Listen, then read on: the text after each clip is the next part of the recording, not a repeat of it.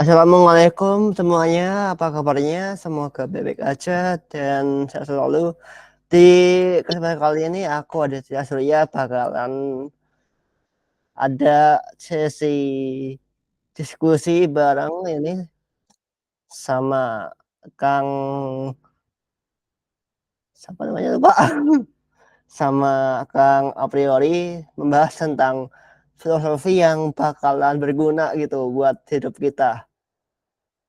Ya mungkin yang lagi galau-galau gitu atau lagi marahan sama pacarnya mungkin bisa ikutin ini. Ini adalah sesi filosofi, history, filosofi, ya semacam itulah. Ya, kali ini kita udah kedatangan di seorang fil, aduh, ya mungkin bisa langsung aja Kang ya. Ini silahkan dijelasin apa yang mau diomongin gitu Kang. Silahkan, mangga mangga. Kang a Oke, priori. ya terima Maaf kasih Kang, Kang Ali. punten. Ya, terima kasih Kang Alif ya. Adit Kang. Kang Adit, sorry. Terima kasih Kang Adit untuk pembukaannya.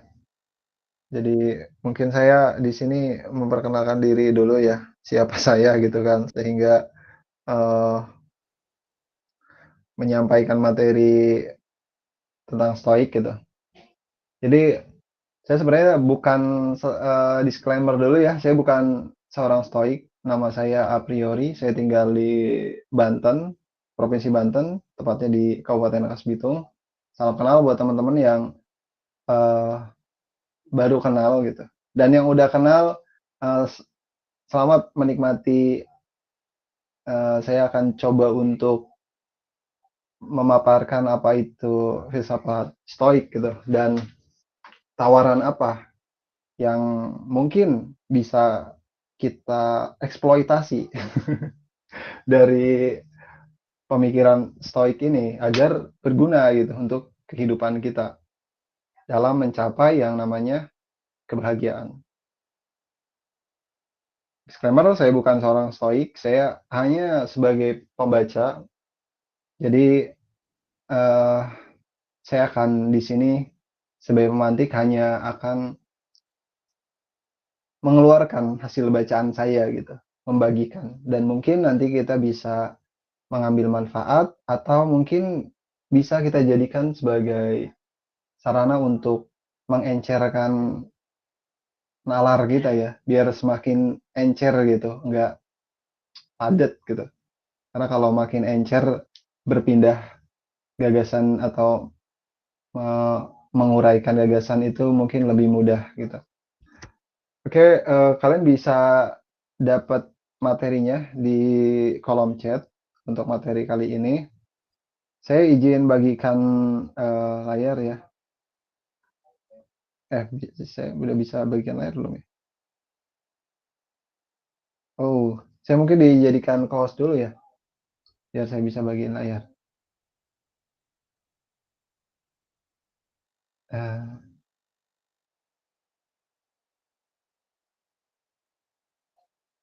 Mungkin bisa dibantu Kang Adit. Kang Adit, Udah Kang, udah. Oh udah. Silakan. Oke, Oke.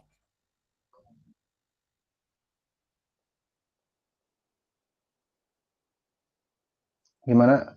Sudah terlihat teman-teman? sudah. Sudah.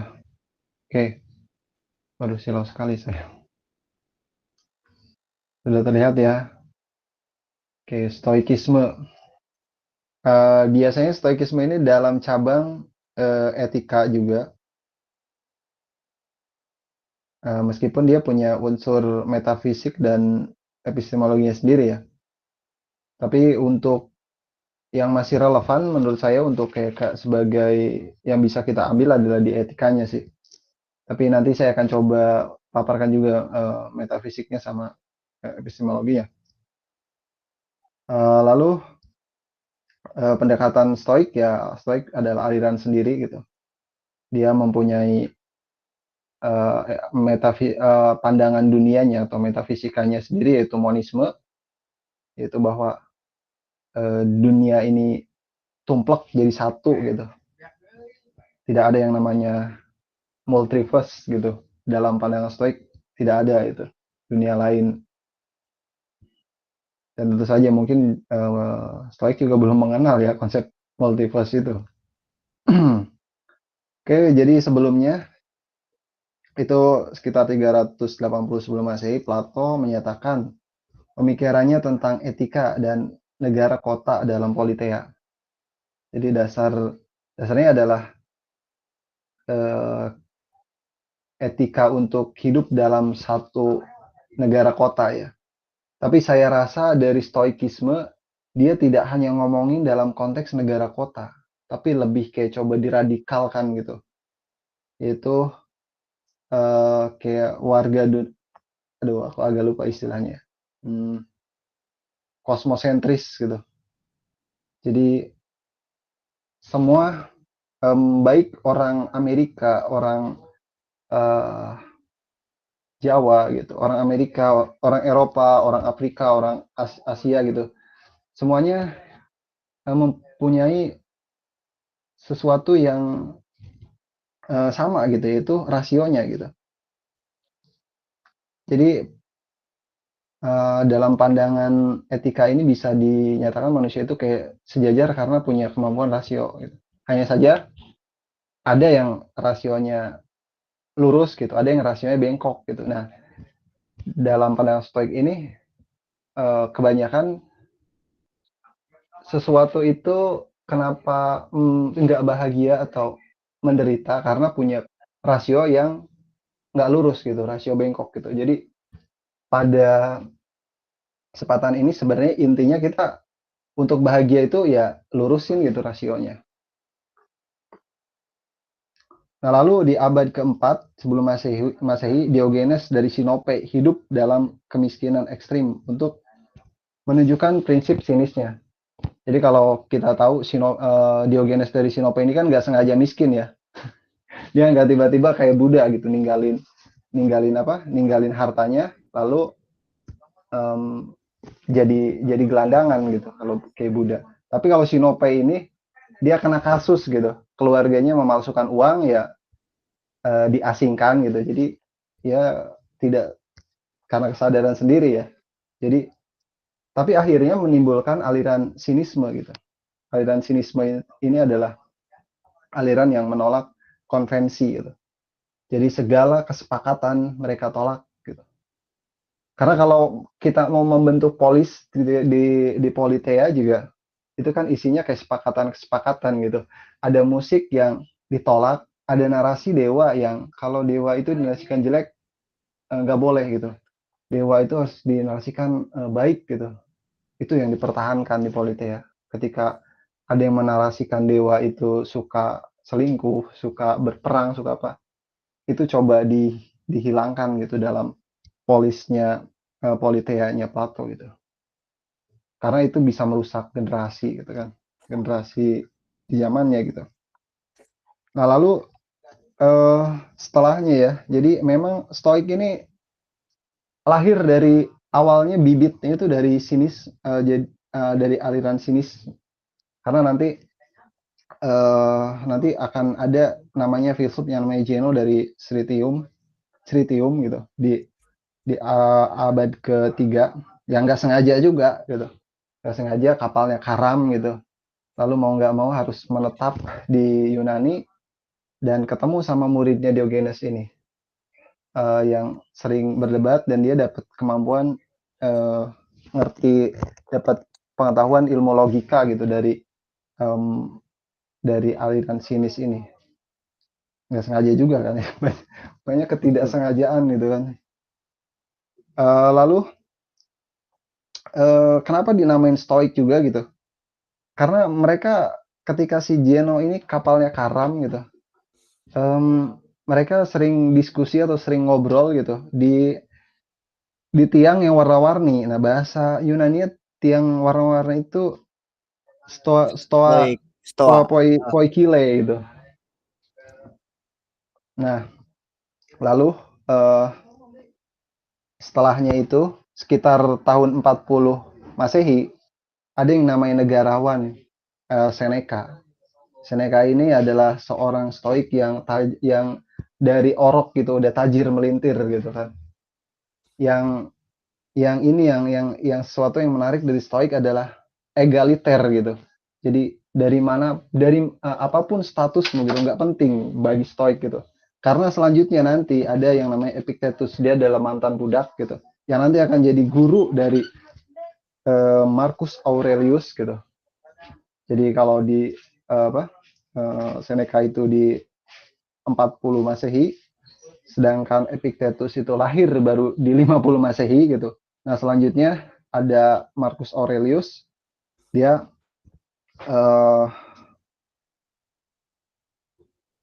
dia di 150 Masehi gitu. Umurnya pendek sekali ya, 30 tahun. Kasihan sekali Marcus Aurelius ini ya.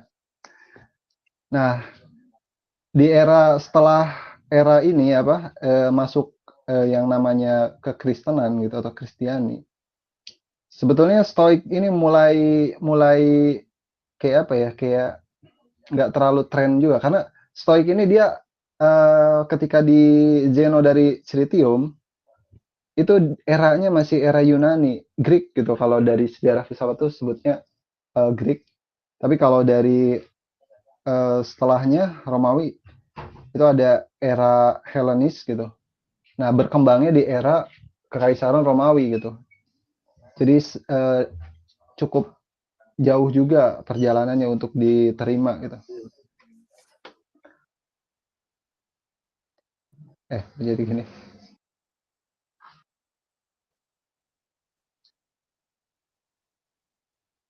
Nah, sebetulnya teman-teman ajaran Stoik yang masih relevan tuh sebenarnya adalah dikotomi kontrol gitu. Dikotomi kontrol itu sederhananya adalah yang pertama ini adalah menerima yang eksternal, lalu diterima dulu. Setelah diterima kita mencoba untuk mengendalikan yang eksternal itu nggak bisa dikendalikan, dia hanya bisa diterima gitu. Tapi ada yang namanya yang internal.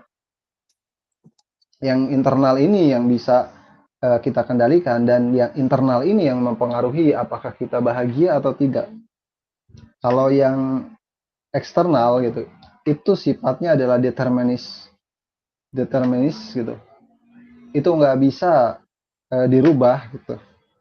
Seperti kematian, takdir gitu, cuaca, bencana alam, itu kalau sudah terjadi tidak bisa, kita sebenarnya hanya bisa menerima saja. Itu lebih aman gitu, itu lebih aman untuk bahagia, kita menerima. Tapi ada yang sesuatu yang bisa kita kendalikan gitu. Yang internal itu, kalau misalkan cuaca hujan, kita nggak bisa menghentikan hujan agar berhenti gitu. Tapi kita bisa mengendalikan yang di dalam kita. Kita bisa pakai payung, bisa pakai jas hujan gitu kan. Nah, itu sesuatu yang berhubungan dengan pemahaman kita, dengan emosi dan logika kita.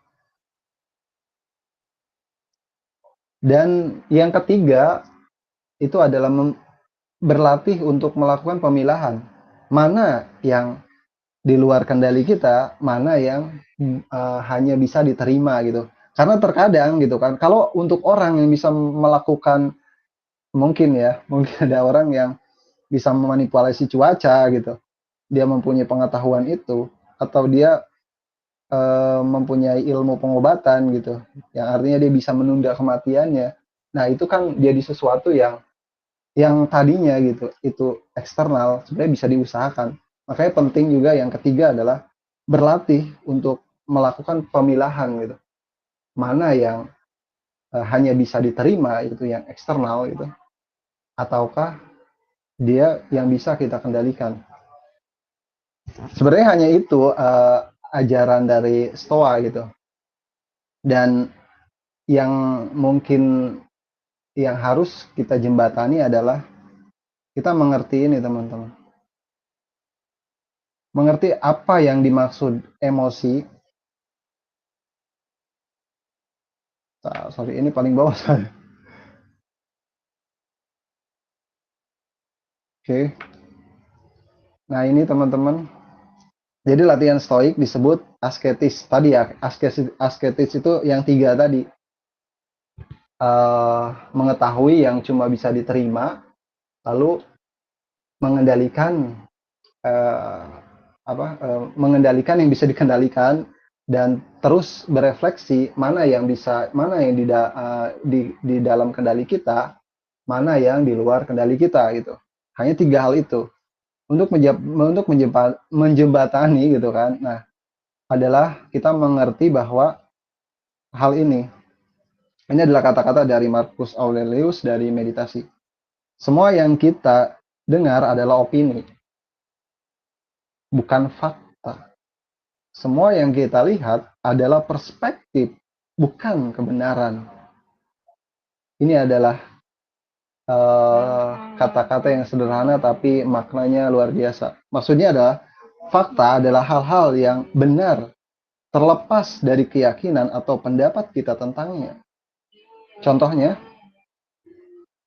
maksudnya ini kata-kata ini cuma memberitahu Marcus Aurelius itu yang bukan fakta gitu.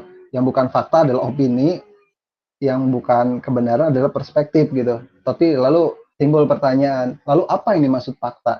Fakta adalah hal-hal yang benar terlepas dari keyakinan atau pendapat kita tentangnya. Nah, contohnya adalah fakta bahwa matahari terbit di timur dan terbenam di barat adalah fakta, itu adalah fakta. Tapi maksudnya dia terlepas dari apakah kita mempercayai atau tidak.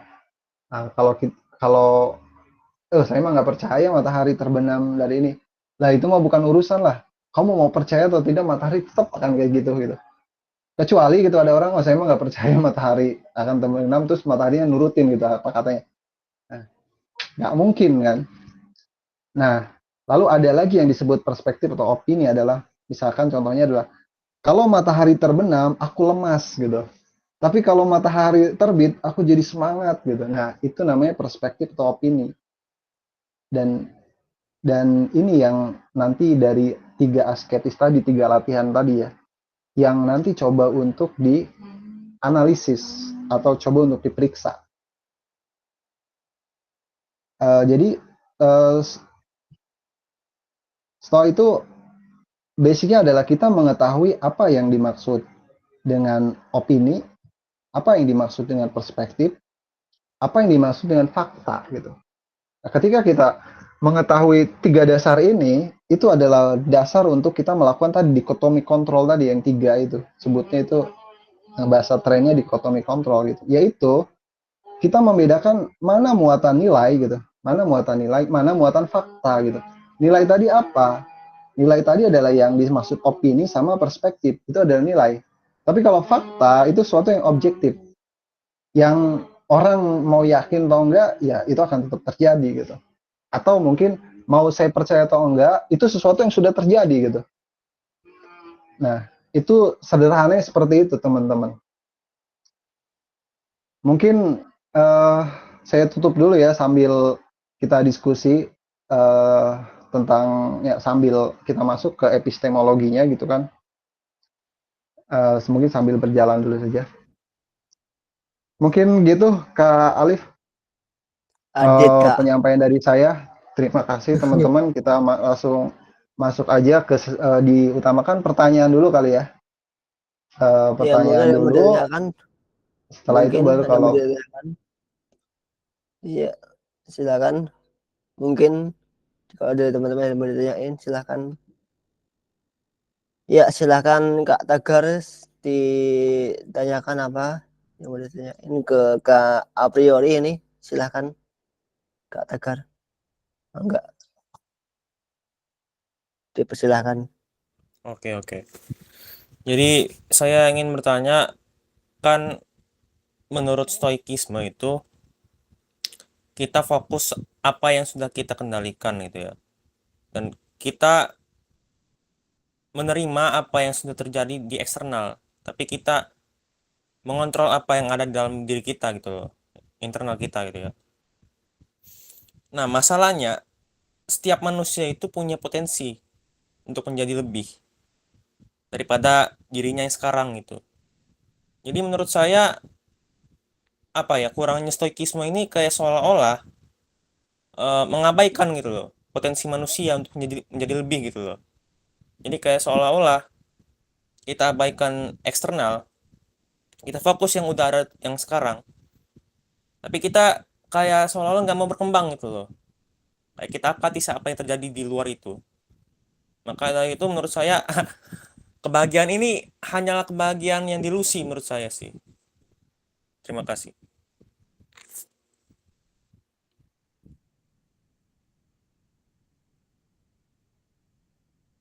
Jadi apakah Oke, pertanyaan saya, kalau masih kurang jelas, bukankah iya ya. stoikisme ini, jadi apa ya?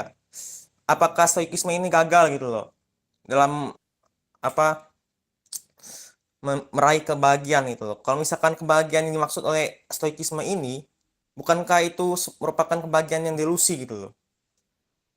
Yang seolah-olah kita nggak mau itu apa berkembang gitu loh, menjadi lebih baik gitu. Itu pertanyaan Oke, saya itu. oke. Saya langsung jawab aja ya. Boleh. Ya, mangga, mangga. Oke. Sepertinya mungkin ada yang kurang gitu. Tadi eh, siapa yang bertanya tadi? Bung Tegar Tegar, bilang tegar. bahwa stoik itu ini apa? em, ngurusin dua hal tadi ya. Padahal tadi saya bilang ada tiga. Dikotomi kontrol itu ada tiga. Bentar, biar lebih jelas saya kasih slide-nya. Adalah refleksi.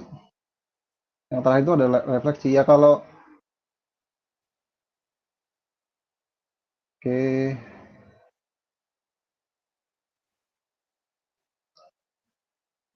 memang ini serunya kayak gini. Jadi saya memang tadi sengaja nggak maparan biar lebih enak jelasin gini gitu. Nah, ini ada poin pertama ya. Eh, ini ada eh,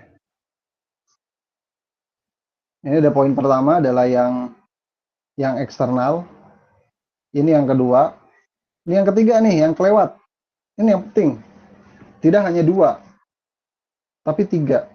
Yaitu berlatih untuk memilah apa yang masuk nomor satu, apa yang nomor dua. Makanya tadi saya bilang, kalau kamu mempunyai pengetahuan bisa memanipulasi umur gitu, dengan pengetahuan sains mungkin, atau mungkin bisa mengubah cuaca, memanipulasi cuaca, artinya itu masuk ke yang dua gitu, yang cuaca sama kematian tadi.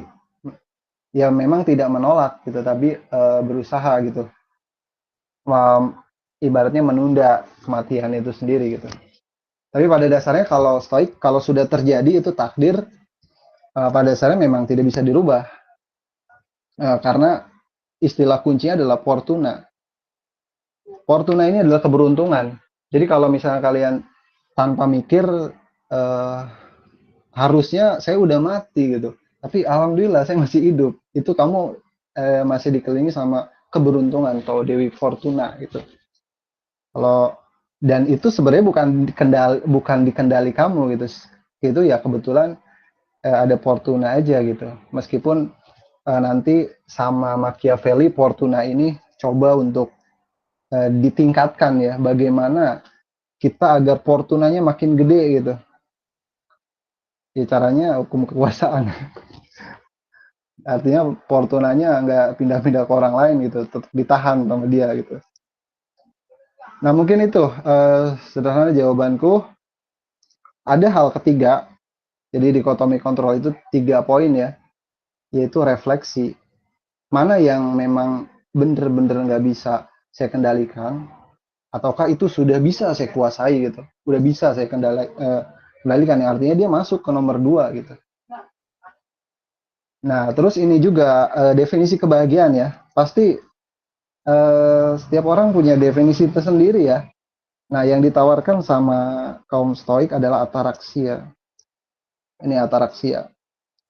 Ataraksia itu apa itu? Ataraksia adalah ketenangan jiwa atau kebebasan dari kecemasan. Itu makna bahagia menurut kaum Stoik, bukannya banyak duit, bukannya punya kekuasaan gitu. Itu malah kalau kata Stoik itu adalah yang harus diluruskan gitu. Dia tidak bisa membedakan mana yang opini, mana yang representasi gitu. Yang bisa kita terima adalah fakta.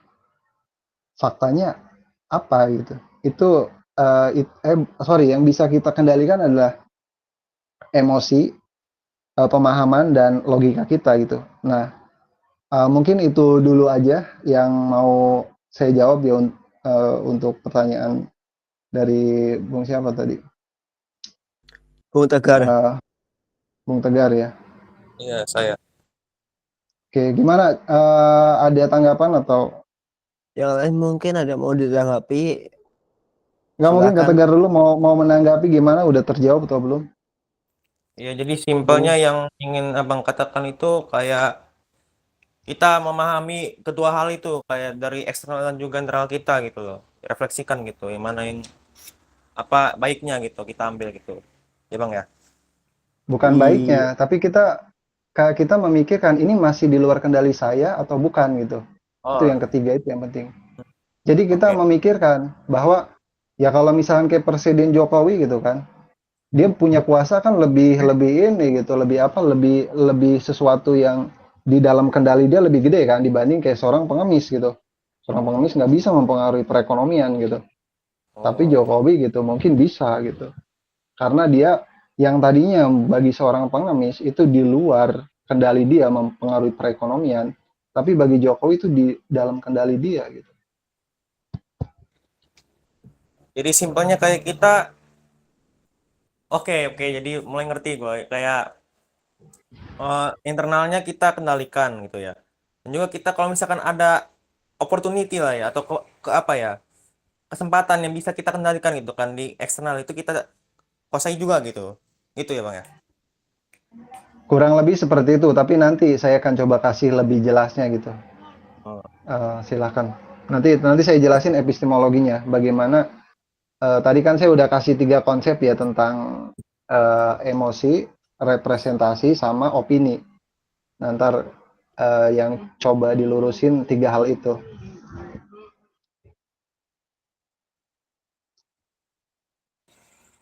Ya oke lah, saya udah mengerti lah. Makasih Bang ya. Oke, sama-sama. Silakan. Ada yang mau ditanggapi lagi mungkin silahkan dari Bung siapa gitu sini. Ini kalau nggak ada kita lanjut saja Kang. Kalau nggak ada lanjut saja.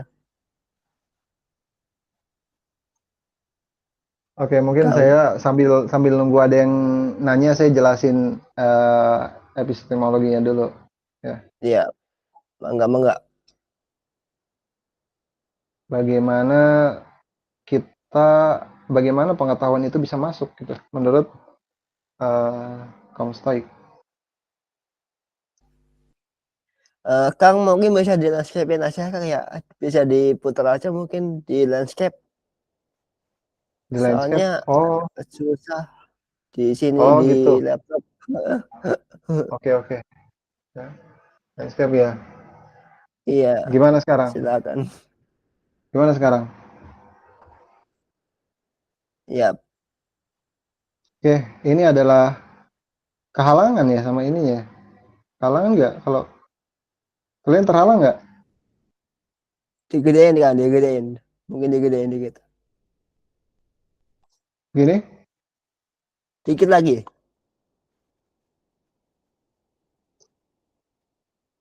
Iya, sip. Oke, udah kelihatan. Oke, udah kelihatan ya. Kelihatan teman-teman semua. Kak Tegar mungkin? Kalau kurang kurang jelas sih itu saya udah nyantumin link buat kalian download juga di Google Drive saya. Kalau untuk kurang jelas, Ya udahlah. kalau Mending. pengen jelas gitu. Ya, oke, udah lumayan sih. Oke. Oke, Oke, jadi ini ya. adalah bagaimana kita mengetahui gitu dari pandangan stoikisme gitu, bahwa sesuatu itu dimulai dari persepsio. Persepsio itu sesuatu yang materi. Misalkan kayak kamu disentuh, itu adalah sentuhan mempersepsikan ke kulit kamu gitu kan. Lalu rasa itu sensasi gitu kan, disentuh gitu, disentuh sama orang, sensasinya tersentuh kan. Jadi yang tadinya si tangan orang lain itu adalah persepsinya, materi, bentuknya material, atau mungkin bisa suara juga material sebetulnya. Dia lalu timbul sensasi di kita. Nah, sensasi ini adalah ya kalau disentuh ya sensasinya terasa gitu kan. Kalau dia nyentuhnya pakai rokok yang apa, bara rokok ya rasanya beda kan sama yang disentuh biasa gitu. Nah, lalu selanjutnya kalau kita disentuh biasa kan paling langsung kayak sensasi ini sesuatu yang sentuhan ini sesuatu yang nggak bisa dihindari gitu. Nah, tapi udah lewat di sensasi, itu ada yang namanya impetus, atau yang bisa dikendalikan adalah itu berupa impuls. Jadi impuls itu adalah sesuatu yang setelah sensasi adalah impuls. Nah, di impuls ini masuk ke kita punya kendali. Karena impuls ini biasanya adalah berupa emosi gitu. Motion itu kan gerakan. Setelah kita dapat sensasi, kita melakukan respon itu. Itu namanya impetus gitu kalau dalam stoikisme. Lalu selanjutnya ada adsensus. Nah, pertimbangan nalar. Nah, ini kenapa? Oh iya, nah mungkin aku agak kurang ngejelasin. Kenapa nalar gitu? Jadi cara membayangkan nalar itu dalam kaum stoik adalah atau rasio itu adalah seperti kayak penggaris gitu untuk menggaris. Dan nalar yang baik adalah nalar yang dia ukurannya bagus gitu. Kalau misalkan antara 30 cm gitu sama nalar-nalar yang lain, sama nalar-nalar yang sehat gitu, yaitu diukur juga 30 gitu. Tapi kalau yang nalarnya sakit gitu, kok diukur jadi lebih, diukur kok jadi kurang gitu. Nah, jadi nalar itu adalah salah satu nalar atau rasio, itu adalah salah satu ukuran untuk menilai sesuatu itu baik atau buruk gitu. Nah, kemampuan inilah yang coba ditingkatkan dari dari kaum stoik gitu. Kalau misalkan kita nalarnya buruk, kita akan terjebak sama yang namanya passion. Passion ini adalah gerakan yang tanpa kesadaran gitu. Dan ini biasanya irasional. Kalau dalam istilah psikologi sekarang tuh irasional gitu. Suatu yang harusnya kalau orang biasa gitu, orang pada umumnya gitu, harusnya nggak gini gitu. Tapi kok dia gini ya gitu. Tapi kalau orangnya semua rasional ya baru jadi aneh gitu. Harusnya kan gini, kok dia gini. Harusnya kalau kamu dihina bodoh gitu, harusnya kamu marah gitu. Kok kamu nggak marah? Malah itu kalau menurut kaum stoik yang marah itu yang irasional gitu. Kalau kita mungkin malah kalau kamu nggak marah, kamu nggak rasional berarti. Nah, itu yang salah kalau dari pandangan kaum stoik gitu. Kalau kita dipukul harusnya kita nggak marah gitu, tapi balas mukul. Nah, lalu biar kita tidak terjebak ke Pisces atau sesuatu yang buruk, yang itu adalah tindakan yang irasional, kita harus menyiapkan yang namanya voluntas. Voluntas ini diibaratkan itu, kalau kalian, aku mau nanya, ini mungkin Alif ya bisa jawab. Kalau banjir, apa ya? Kalau kamu dibilang kamu menghadapi banjir gimana Lip caranya? Kalau Kamu akan banjir, kamu akan ngambil tindakan apa? tindakan mungkin ambilin barangnya penting mungkin Enggak oh ya barang-barang penting, oke. Terus itu aja. diselamatin ke Hmm. ke tingkat 2 rumahku mungkin. Hah? Habis itu nunggu banjirnya surut. Oke. Itu solusi jangka pendek ya.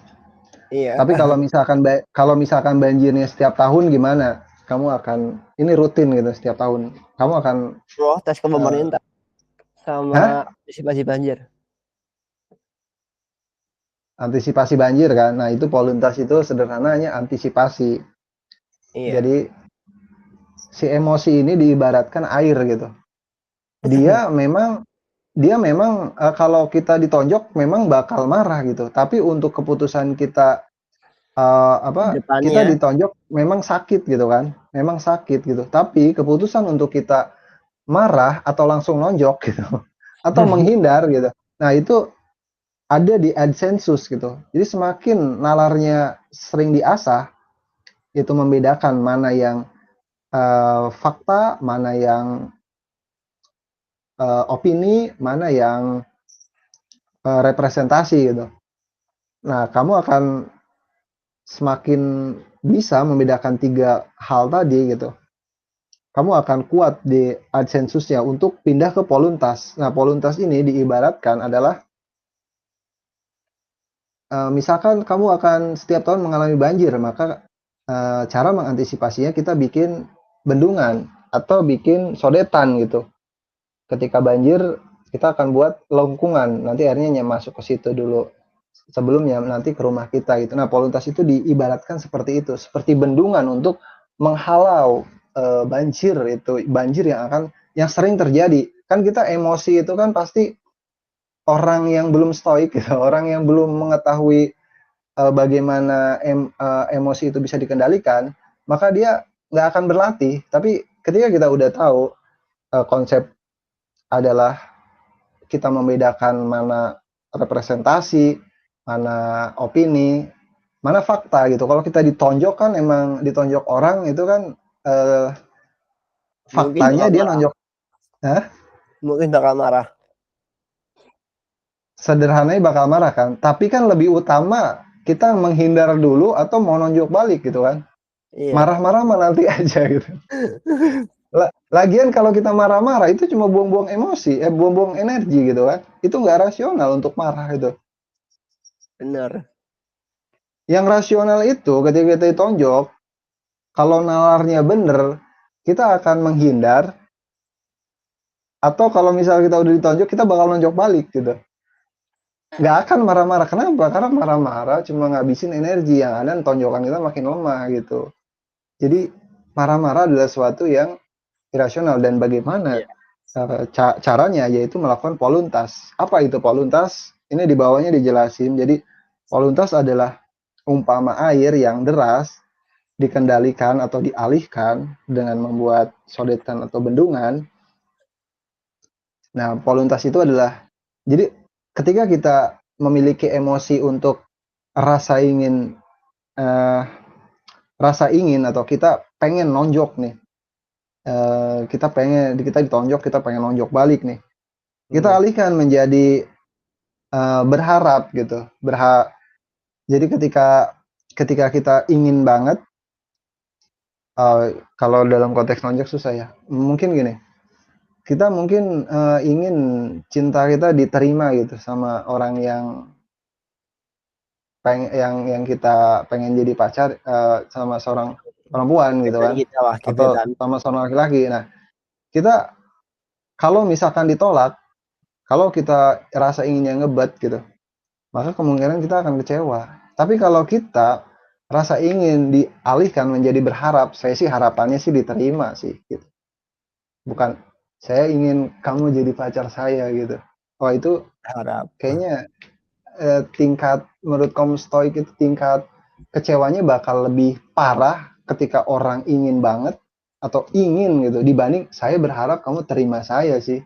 Nah, itu kan kayak lebih netral lah ya, berharap ya kalau diterima syukur, kalau nggak terima nggak apa-apa gitu kan.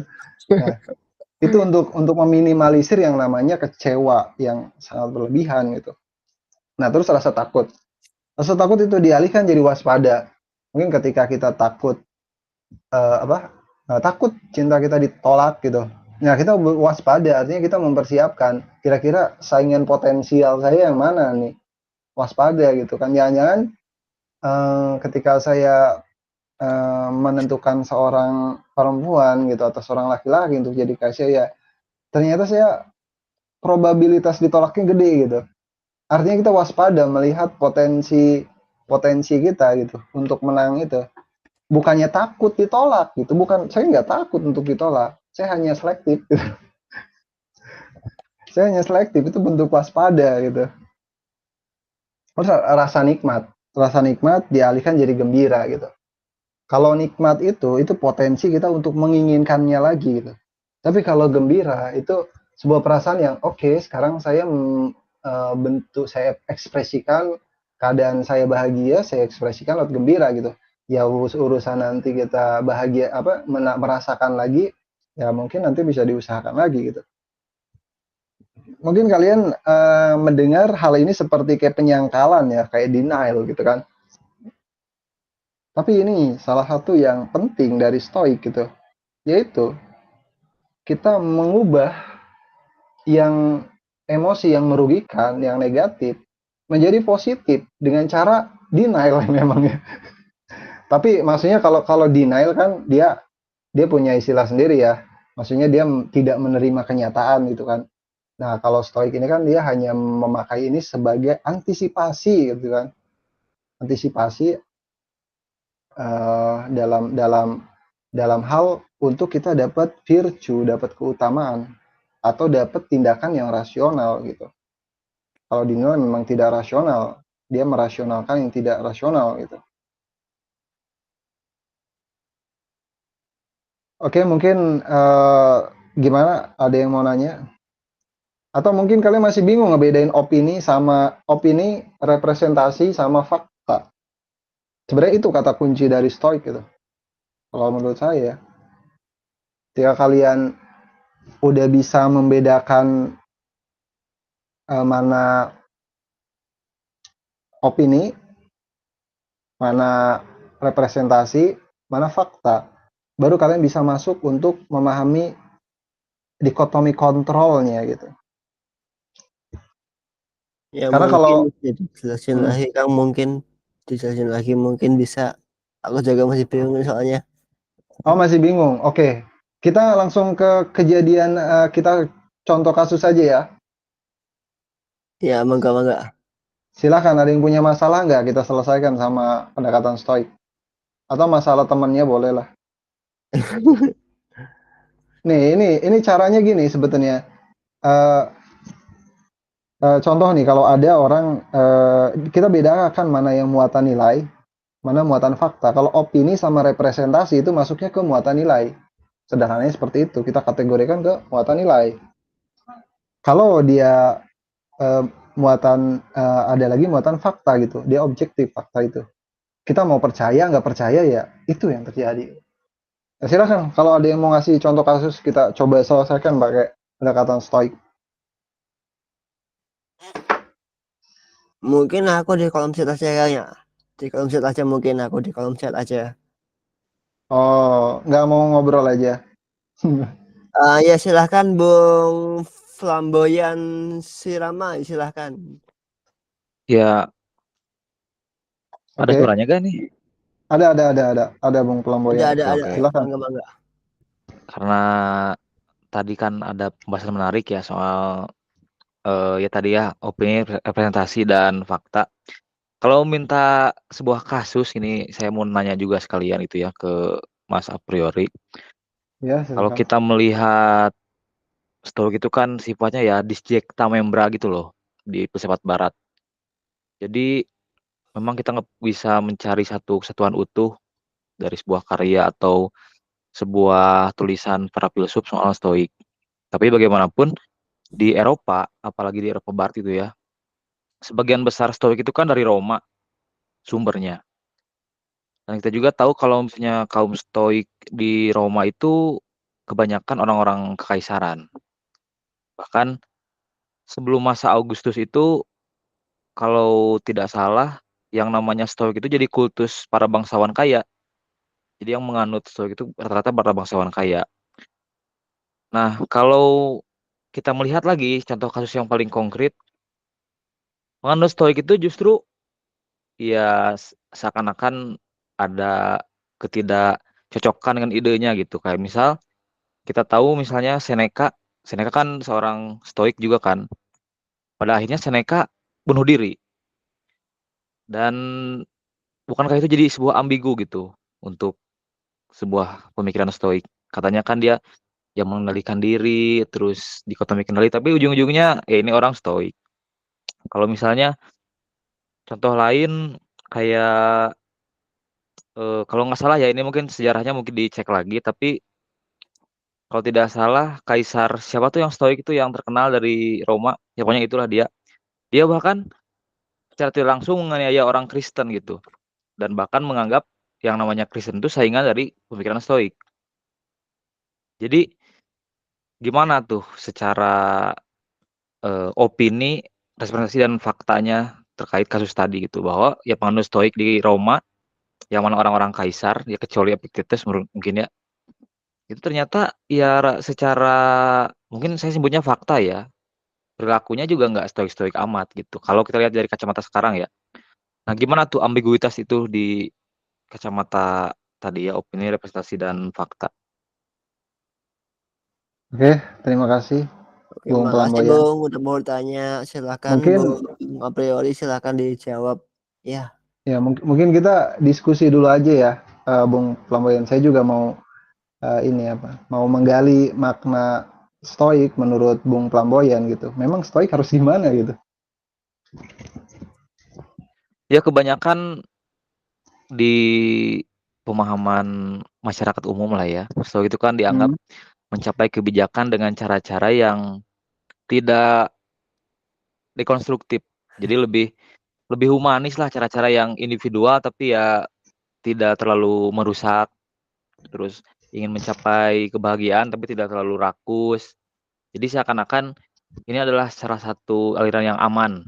Bahkan kalau kita lihat di buku para Gen Z, si apa tuh filosofi teras kan katanya ini sangat ramah terhadap agama-agama gitu. Salah satu filsafat yang alirannya tuh tidak membebani iman, tidak berkaitan sama soal ketuhanan dan lain-lain. Terus katanya di masa-masa krisis kita bisa menggunakan ini kayak gitu kan.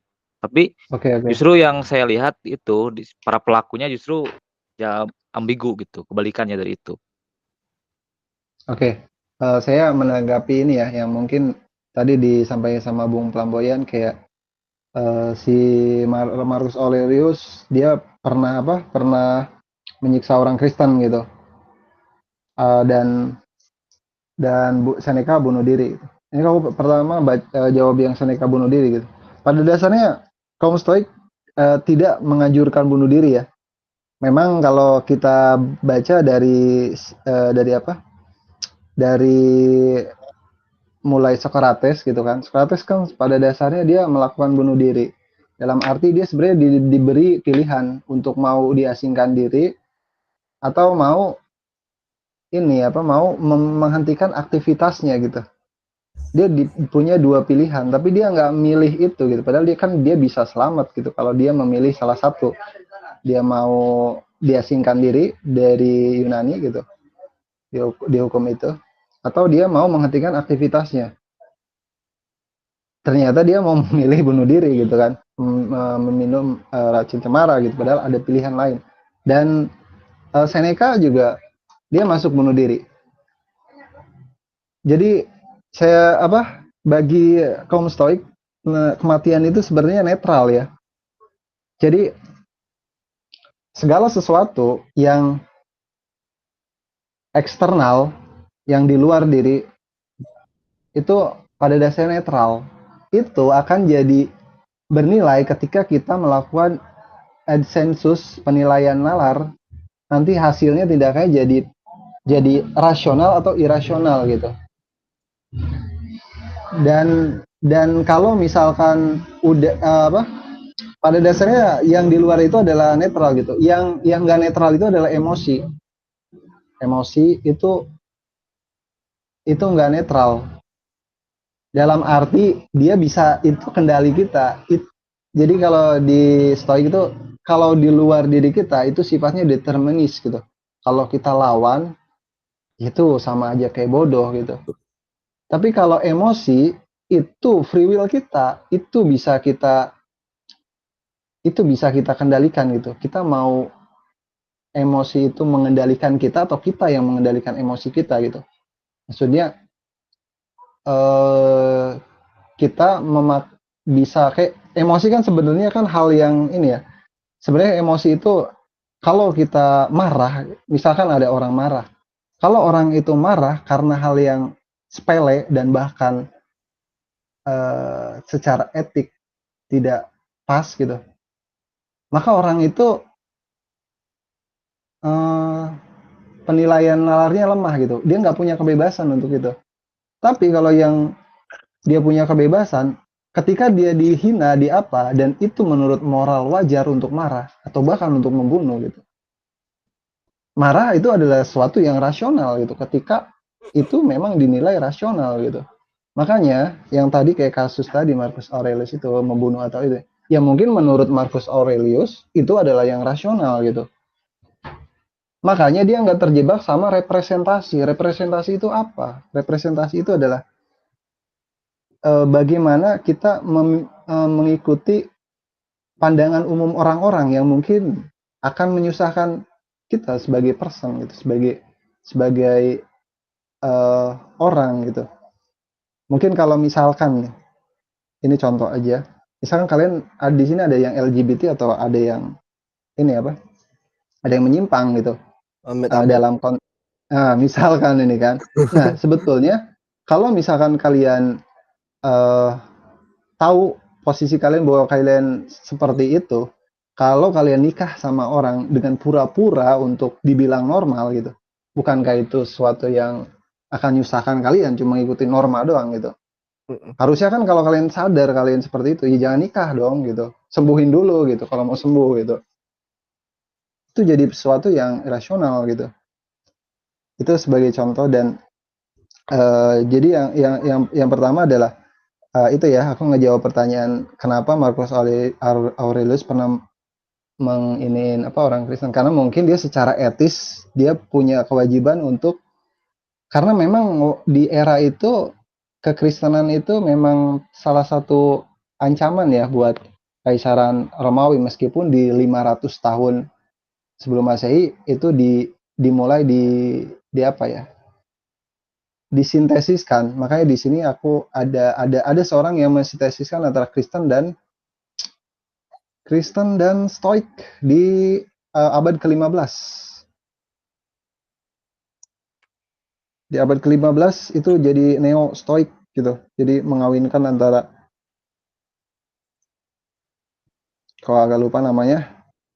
Nah, ini Humanis Flemis Justus Lipsius menulis De Constantine, menggabungkan Stoikisme dengan Kristen. Jadi di abad 15 itu dijadikan satu pemikiran ya, neo Stoikisme. Lalu yang kedua gitu, pandangan bahwa banyak orang berpikir gitu bahwa Stoikisme ini aliran yang aman.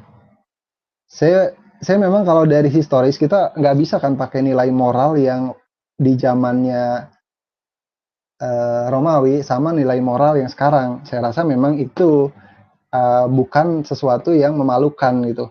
Karena itu di zamannya memang seperti itu nilai moral. Jual budak itu sesuatu yang sesuatu yang hal biasa gitu. Tapi sekarang kan udah enggak, karena apa? Perkembangan moral. Ya memang harus dalam Stoik ada yang harus kayak bisa diakui gitu bahwa yang dulu mungkin dibilang wajar, sekarang udah nggak boleh lagi gitu. Dibilang ya sekarang bertentangan dengan konsensus kita yang sekarang gitu. Nah, sebetulnya yang ditawarkan, jadi kalau kita ngomongin tentang kebahagiaan, kita harus nanyain dulu kebahagiaan seperti apa yang kamu tawarkan gitu. Nah, Stoik ini dia menawarkan adalah kebahagiaan yang dimaksud adalah ataraxia. Ataraksia itu apa sih? Ataraksia itu adalah ketenangan jiwa atau kebebasan dari kecemasan. Itu yang dimaksud bahagia gitu. Dan itu bisa digapai dengan dikotomi kontrol. Yang pertama adalah menerima apa yang di dalam kendali kita, dan yang ketiga adalah mengendalikan apa yang di dalam kendali kita, yaitu pemahaman, emosi khususnya, terus logikanya gitu. Lalu yang ketiga adalah berlatih untuk melakukan pemilahan, karena bisa jadi yang kita mengalami yang namanya perluasan kemampuan gitu kan. Yang tadinya mungkin cuma bisa beli nasi Padang, sekarang bisa makan di restoran mahal gitu kan, artinya kan punya kendali lebih gitu kan.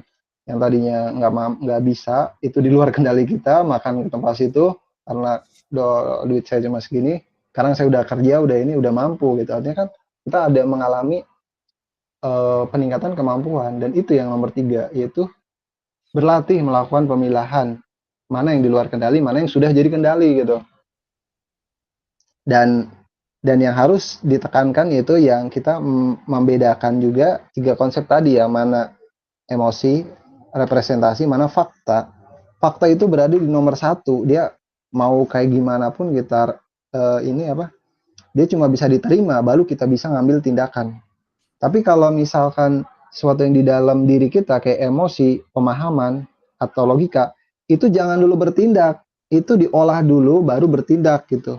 Yang salah itu orang bertindak dulu baru mikir gitu. Tapi setelah membiasakan diri untuk berpikir dulu baru bertindak dengan cara tadi melakukan advensus atau kayak pencegahan, latihan-latihan sederhana gitu.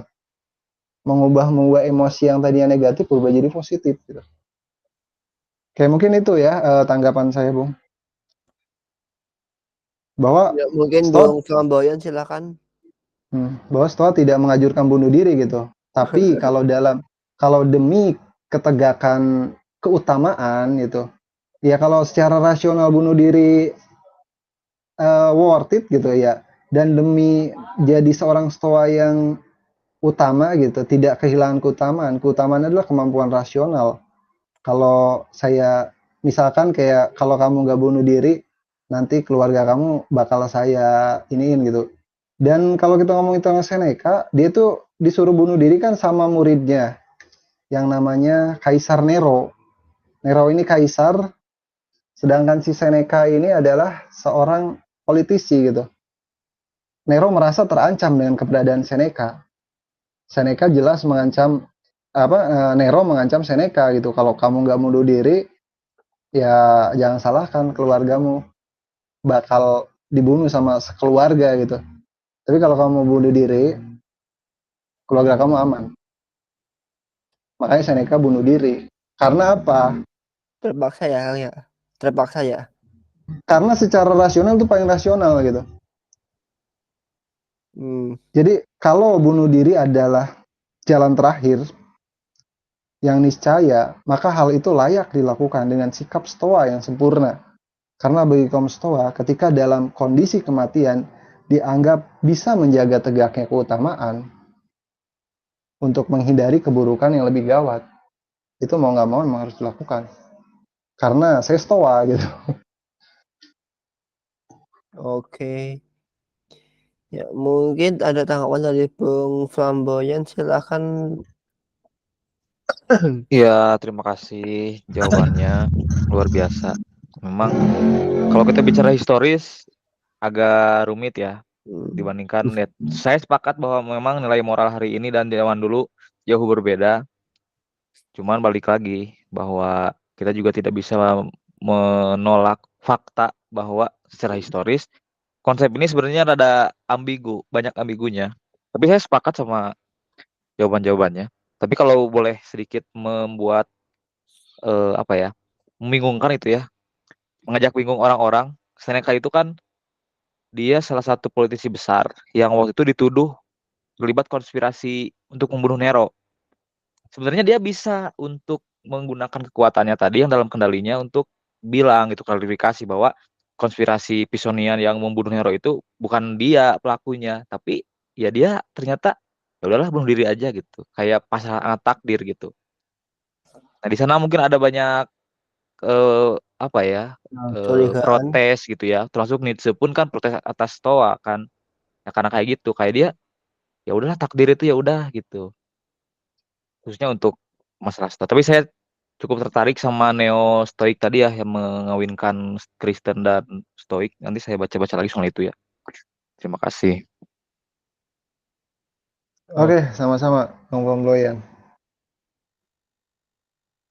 Ada mau ditanyakan lagi mungkin silakan.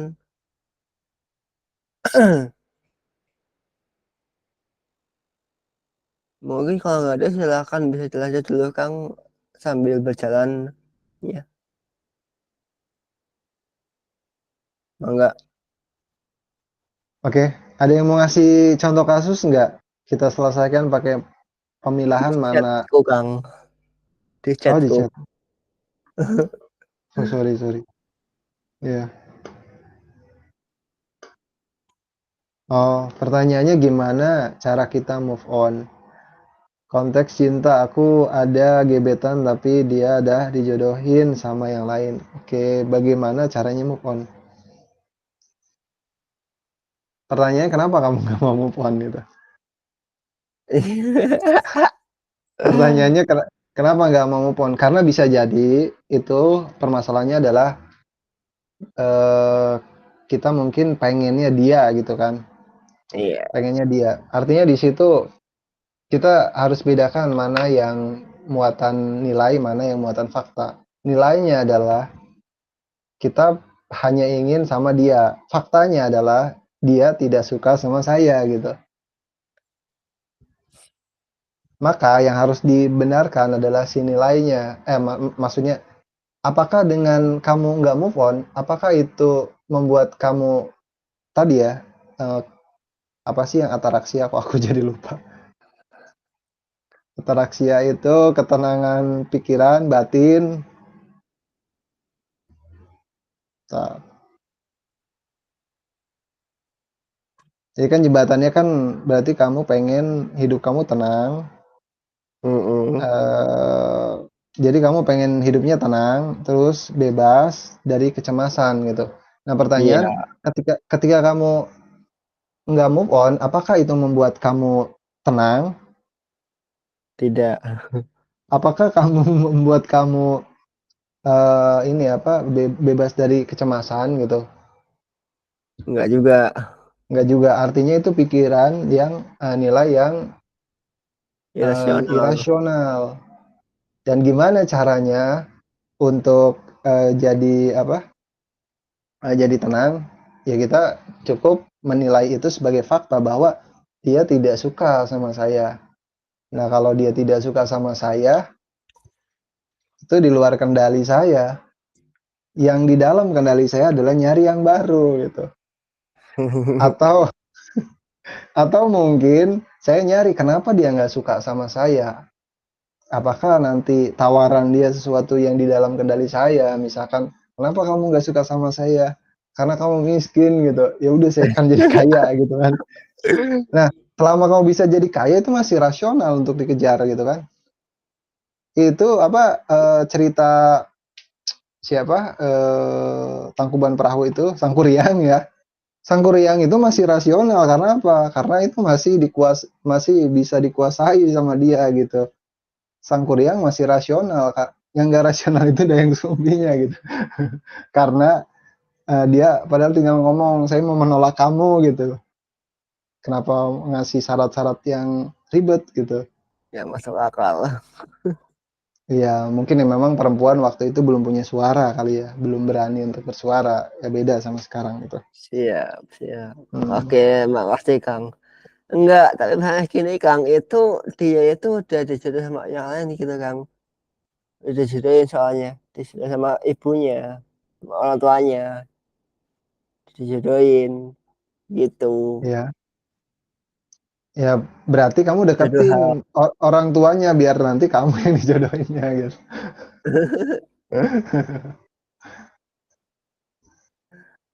Ya udah, sip. Oke, Makasih Kang. ada ya sama-sama ada yang mau ngasih contoh kasus lagi silahkan. Sebenarnya itu ya bentuk bentuk latihan nyata dari stoik adalah membedakan mana yang nilai, mana yang fakta. Kita nggak perlu terjebak sama yang nilai kalau dia membuat kita tidak tenang jiwanya dan membuat kita cemas. Berarti ada yang salah itu. Kalau ada yang bengkok gitu kan. Nilai kita bengkok gitu. Caranya gimana nilainya nggak bengkok? Ya kita berubah gitu. Dengan memiliki melakukan tindakan yang masuk akal, Rasional. nasional gitu. Mangga kalau ada mau curhat-curhat silahkan ya. Mangga yang mau Ya, curhat-curhat. kita masih waktu 30 menit kok, santai aja. Silahkan. Wah, ini ada pertanyaan panjang nih. Siap. Mau bacain nggak, Beb? Enggak. Silahkan Kang. Izin bertanya, Mas. Maaf, sinyal saya buruk. Jadi saya ketik saja. Pertanyaannya, bagaimana kita bisa mempraktikkan prinsip stoik tentang kesederhanaan dalam menjalani hidup modern yang cenderung konsumtif? Karena kalau kita lihat teorinya Jean Baudrillard, kita hidup dalam dunia yang konsumtif. Jika kita tidak konsumtif atau tidak mengikuti tren, itu justru membuat diri kita berada dalam masalah di masyarakat. Sedangkan stoikisme mengajarkan kesederhanaan. Stoikisme nggak ngajarin kesederhanaan kok. Dia cuma ngajarin kita bisa membedakan mana yang nilai, mana yang fakta. Kesederhanaan itu ada pada Epikuros, tidak pada tidak pada Stoik. Stoik itu ajarannya itu kita kita ngerti yang mana nilai, yang mana fakta. Sederhana itu Stoik itu. Bukan ngajarin kesederhanaan. Karena apa? Karena yang dicapai bukanlah kesederhanaan, tapi ataraksia. Tapi kalau ataraksia bisa mencapai tapi kalau kesederhanaan bisa mencapai ataraksia, itu Ya, itu. Iya. konsepnya Epikuros yang ku tahu ya, bukan dari Stoa. Gitu. Tapi kalau permasalahan ini ya kita mengkonsumsi simbol gitu kan permasalahannya. Pertanyaannya ketika kamu mengkonsumsi simbol, kamu nyampe ataraksia nggak gitu? Kalau nyampe secara rasional itu ya worth it gitu karena mungkin itu dalam kendali kamu gitu. Tapi kalau eh, ketika kamu jadi konsumtif gitu, kok duit kamu habis gitu, pusing kepala gitu. Artinya harus nilainya tuh yang harus dibenerin gitu. Jangan-jangan nilai saya terhadap barang ini salah gitu. Yang saya pikir ini berguna, membawa saya kepada kebahagiaan, ketenangan jiwa, terhindar dari kecemasan, malah membuat saya cemas gitu. Artinya ya jangan dilakukan gitu secara rasional. Faktanya apa itu? Faktanya ada barang baru gitu. Ya terus apa gitu? Faktanya ada barang baru. Kalau kamu membeli, artinya kamu udah tahu konsekuensinya gitu kan. Kalau itu konsekuensinya bisa mencapai ke ataraksia, oke, itu rasional. Tapi kalau konsekuensinya menjauhkan kamu dari ataraksia, itu irasional gitu. Faktanya apa? Faktanya ada barang baru. Nilainya apa? Ya nilainya bisa mengantar kamu ke ataraksia nggak gitu. Nah mungkin itu sederhana ya jawabanku ya.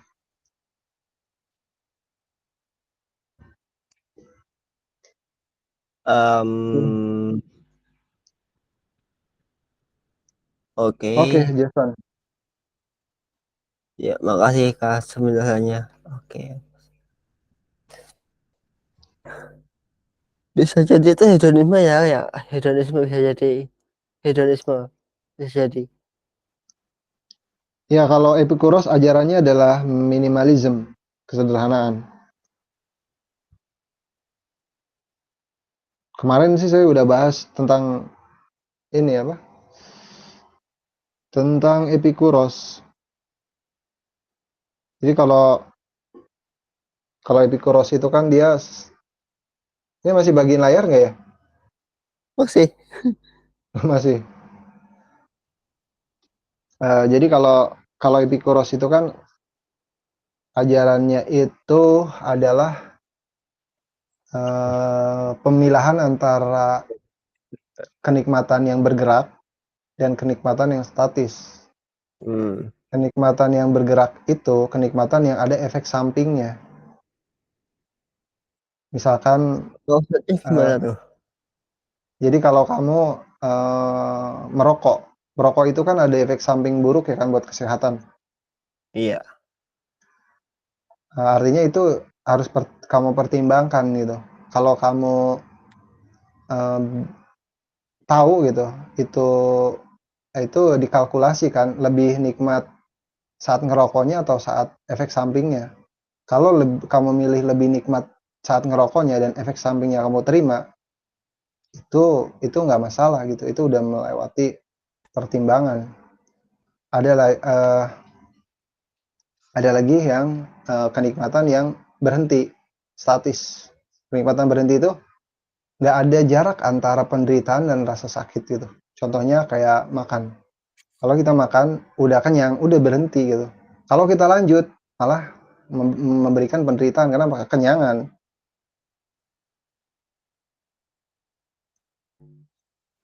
Kalau misalkan kita mau menderita untuk nabung, untuk kayak umroh mungkin atau haji gitu kan, kita kan menderita tuh nabung. Tapi Mm-mm. kalau kita punya pertimbangan bahwa dengan umroh atau haji itu nilainya lebih tinggi gitu, dan saya menerima penderitaan karena harus menyisihkan uang yang harusnya saya bisa makan enak, jadi akhirnya harus hemat gitu. Ya secara kata Epikuros ya kalau kamu udah tahu konsekuensinya eh, dan kenikmatan digapai lebih tinggi daripada penderitaannya, is okay gitu. Tapi kalau kamu Oke. nggak sanggup dengan penderitaan yang harus kamu alami, dengan kamu mengurangi jatah kenikmatan kamu yang langsung gitu, ya jangan lakukan gitu. Sesederhana itu kayak eh, makanya kesederhanaan itu penting gitu bagi Epikuros. Semakin sederhana, jadi kalau kayak hedonis yang sekarang kan beda ya. Hedonis sekarang tuh kita bilang hedon itu kayak orang yang Flexing, uh, flexing yang gitu. flexing, yang ini kan. Nah, tapi hedonis yang Epikuros itu nggak seperti itu. Malah dia lebih minimal, itu minimalis, frugal, frugal life atau hidup sederhana. Karena bahagia memang sederhana gitu. Ketika lapar, ya makan gitu. Ketika udah kenyang berhenti gitu. Hmm. Tapi ada nilai-nilai yang kayak apa ya? Kayak yang bagi Epikuros layak untuk kita menderita untuk dapat nanti sesuatu yang kita hargai. Kayak contohnya adalah pengendalian diri gitu. Kita untuk tidak serakah, ya kita harus. Padahal nih kalau saya jadi serakah itu kan bisa menimbulkan kenikmatan instan, langsung nikmat gitu kan. Tapi itu bahaya, yang ada nanti saya yang dibilangnya ya mempunyai karakter yang jelek gitu kan. Artinya saya mencoba untuk eh, karena pengendalian diri adalah nilai yang saya hargai, jadi saya mengendalikan diri. Meskipun saya mungkin nanti akan kehilangan beberapa kenikmatan gitu. Tapi nggak apa-apa itu. Karena saya lebih menghargainya.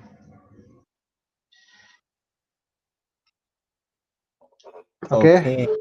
Ya, oke buat teman-teman yang ini kali ya, nanti besok kita akan bahas tentang eh, Agustinus dari Hippo ya.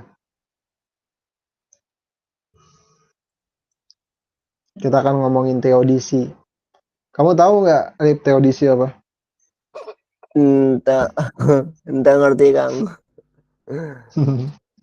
Teodisi itu keberadaan Tuhan yang maha baik, maha mengetahui,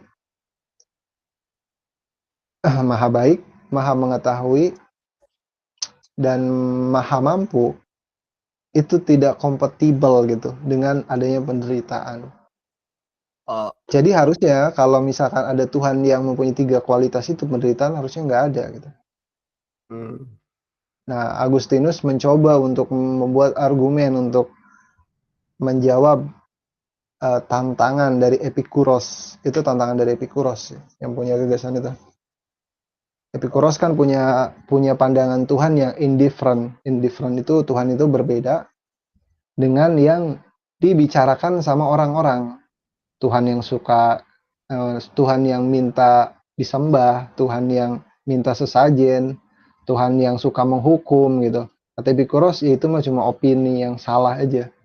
Itu cuma representasi orang yang karena apa? Karena kalau Tuhan sudah maha sudah apa? Dia sudah memang maha mampu, maha kuasa, maha ini artinya sebenarnya dia udah nggak butuh manusia sih, dia udah asik sendiri gitu. Dan dia juga buat apa gitu butuh manusia kalau udah sempurna gitu. Jadi jangan-jangan Tuhan mau udah asik sendiri aja, itu mah cuma prasangka kita aja gitu. Karena kalau Tuhan masih pengen disembah, masih pengen itu menandakan bahwa Tuhan itu tidak sempurna. Masih butuh manusia, Bang. Masih butuh manusia. Iya, kalau Tuhan masih butuh manusia itu menandakan kecacatan Tuhan yang maha sempurna itu. Ataukah Tuhan maha Oke. baik? Nah, itu nanti kita akan bicarakan itu tawaran dari Agustinus ya terhadap masalah itu. Dan nanti kita akan ngomongin tentang takdir juga di Botius.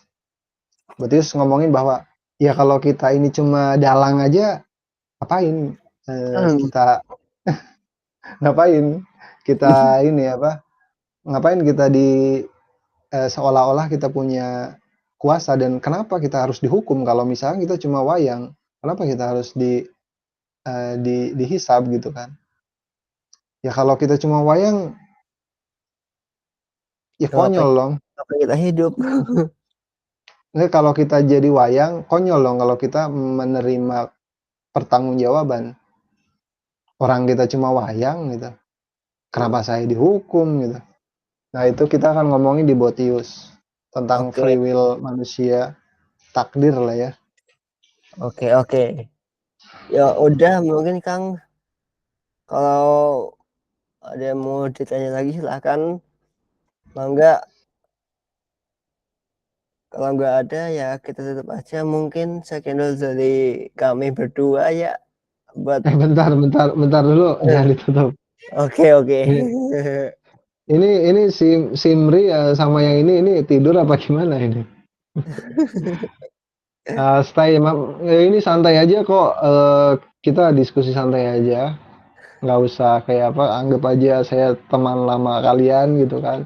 Dan tiba-tiba berkomunikasi online gitu kan. Mungkin Masih menyimak bang, soalnya masih baru juga pengen tahu tentang stoikisme ini, jadi dengar dulu lah bang. oke. Tadi Kang Simri kan bilang menyimak gitu. Kira-kira apa yang udah ditangkap Bang? Kalau boleh tahu.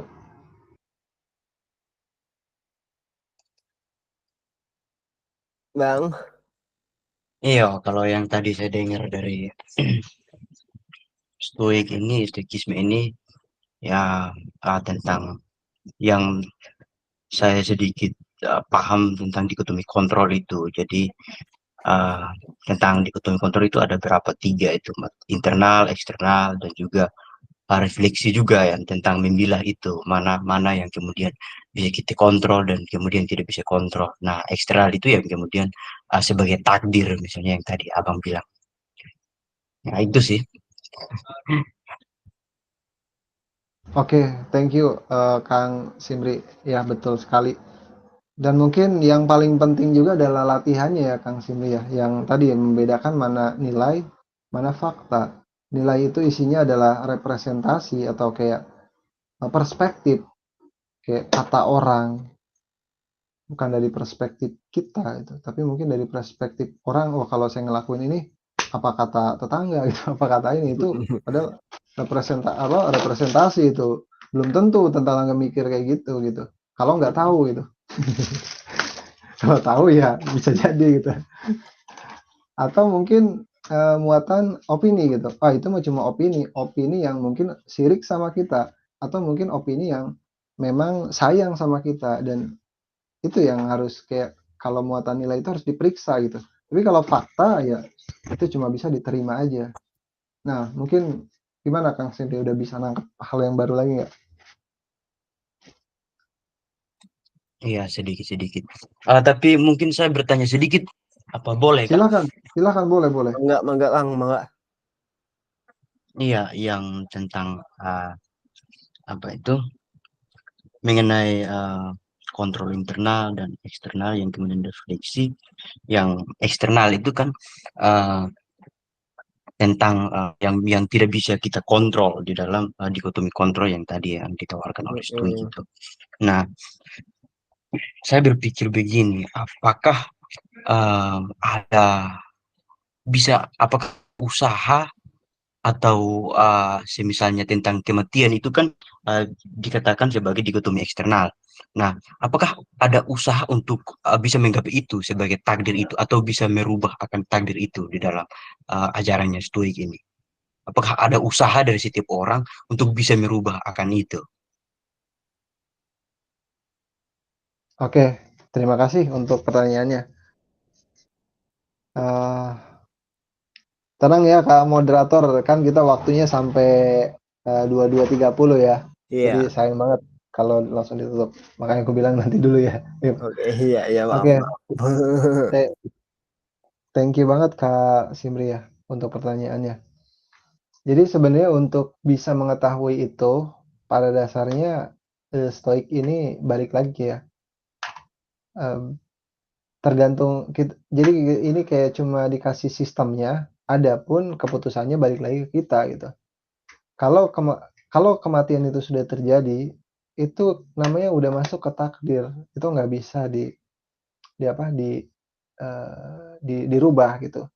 Tapi kalau misalkan itu cuma diagnosis gitu bahwa wah kamu seminggu lagi bakal meninggal nih, atau mungkin eh, orang terkasih kita seminggu lagi bakal meninggal gitu. Nah kan kalau dia irasional gitu, dia akan melakukan tindakan yang mungkin nangis atau apa gitu. Padahal kalau nangis atau sesuatu yang negatif, jangan-jangan itu nambah cepat meninggalnya gitu. Itu buang-buang energi gitu. Yang paling rasional adalah ketika kita dapat itu gitu. Kabar dari dokter adalah menerima itu dan mempersiapkan apa yang bisa dipersiapkan. Entah itu menghindarinya yang bisa dipersiapkan, maksudnya menghindari yang sudah terbukti gitu. Atau mungkin, oh coba kamu pindah pindah tempat berobat gitu. Yang mungkin tadinya coba pakai obat ini apa, pendekatan Tiongkok, Chinese gitu kan. Itu salah satu usaha yang masih bisa sebelum kita mati gitu kan. Kalau udah mati mah udah beda lagi ceritanya, itu udah nggak bisa kita ini apa kendalikan, itu cuma bisa kita terima gitu. Yang sesuatu yang sudah terjadi.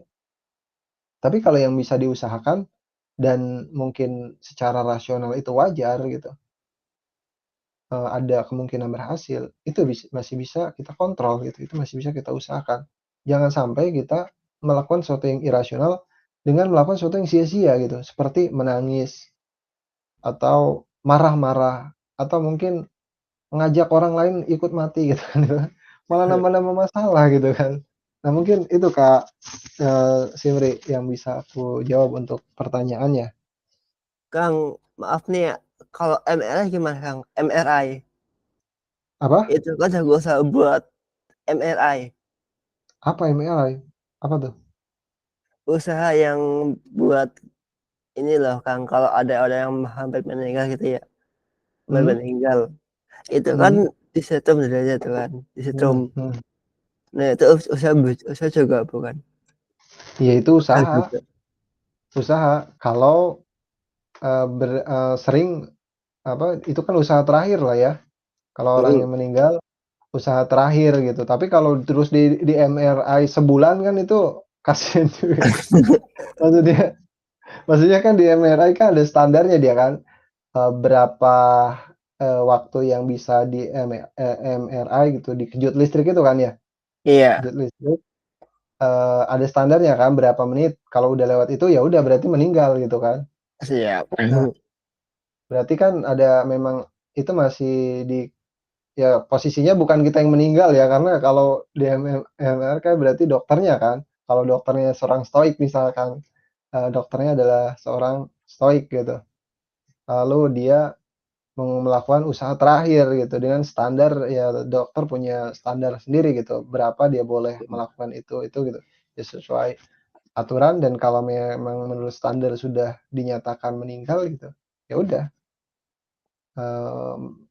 selesai gitu itu udah jadi takdir gitu jangan jangan kita sebagai dokter wah saya dokter gagal kenapa karena pasien saya meninggal gitu terus dokternya jadi melakukan perbuatan yang irasional gitu jadi sedih berhari-hari nggak mau masuk nggak mau nyembuhin orang lain bahkan karena merasa kecewa kan itu kan kacau itu makanya itu yang harus dibersihkan adalah mana faktanya apa dan nilainya apa gitu Oke. orang itu meninggal gitu itu adalah fakta dia meninggal ya memang mungkin karena salah dia juga kenapa dia harus mau meninggal gitu. Kenapa dia menolak gitu. Ya memang di rumah sakit itu memang kalau banyak orang meninggal itu wajar gitu karena tempatnya orang sakit gitu. Yang nggak wajar itu ketika di bioskop atau di tempat diskotik gitu banyak orang yang meninggal itu nggak wajar baru tuh. Itu dipertanyakan itu bioskop apa ini? Diskotik apa ini kok mengasih orang yang meninggal gitu. Aduh, iya. Ya gitu ya Kak Simri mungkin Ya, terima kasih Bang atas jawabannya. Ya, sama-sama Kang Simri. Terima kasih sama juga udah oke. menghangatkan diskusi kita ya lah ya.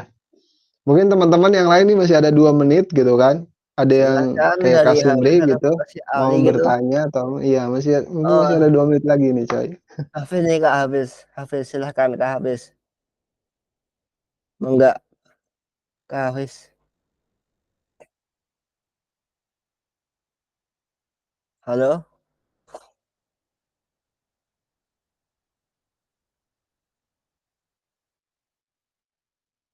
Oke, mungkin Kak Stay juga mau Kak menanggapi atau Salam bertanya mungkin juga boleh atau koperasi. Koperasi Ali. Jason mungkin Jason masih mau ini nanggepin atau apa? Kita ada 1 menit lagi guys. Anggap aja ini diskusi teman lama gitu. Mm-mm. Ya, jangan sungkan lah ya. Karena menurutku filsafat Epikuros sama Stoik itu secara apa ya? Secara Basic. epistemologi memang dia berbeda. Kalau Epikuros itu sensasi, sedangkan kaum Stoik itu rasional. Tapi pada dasarnya dua-duanya kita keluarin aja dari doktrin itu ya, perbedaan itu. Sebenarnya saling melengkapi loh. Makanya itu filsafat menurutku filsafat yang paling praktis gitu. Adalah Epikurean sama Stoik gitu. Gitu. Tapi kita keluarin dari doktrinnya gitu. Kita keluarin dari doktrinnya, kita ambil yang relevan. Dan saya rasa ya yang tadi itu ya program dikotomi kontrol gitu. Terus kita membedakan mana fakta, mana nilai gitu. Nilai itu isinya representasi sama opini gitu. Artinya itu di luar diri kita kan representasi itu. Bagaimana orang melihat kita gitu, itu kan di luar diri kita. Bagaimana orang beropini tentang kita juga itu di luar diri kita. Dan setelah itu kita melakukan refleksi atau yang terakhir itu kan, melakukan ini latihan itu yang tadi ya, yang opini fakta. Udah selesai itu yang relevan untuk non.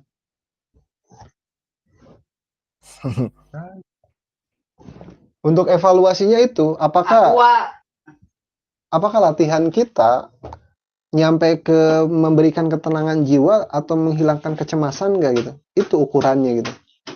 Latihan kita tuh udah bener atau enggak gitu. Kalau kita berpikir, oh saya udah ngikutin prinsip ini kok nggak tenang, jiwanya nggak tenang dan nggak hilang dari kecemasan.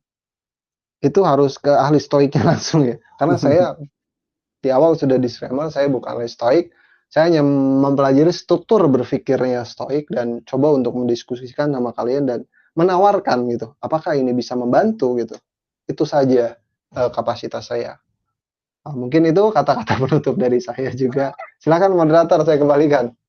Ya, oke, mungkin segitu dulu, mungkin segitu dulu diskusi kita kali ini. Kalau ada yang mau ditanyain, mungkin di pertemuan selanjutnya kita bakalan kita bakalan hadir lagi di sini bersama Bung a priori. Ya, mungkin segitu dulu. Assalamualaikum warahmatullahi wabarakatuh. Bye semuanya. Waalaikumsalam warahmatullahi wabarakatuh. Ya, terima kasih guys. Terima kasih juga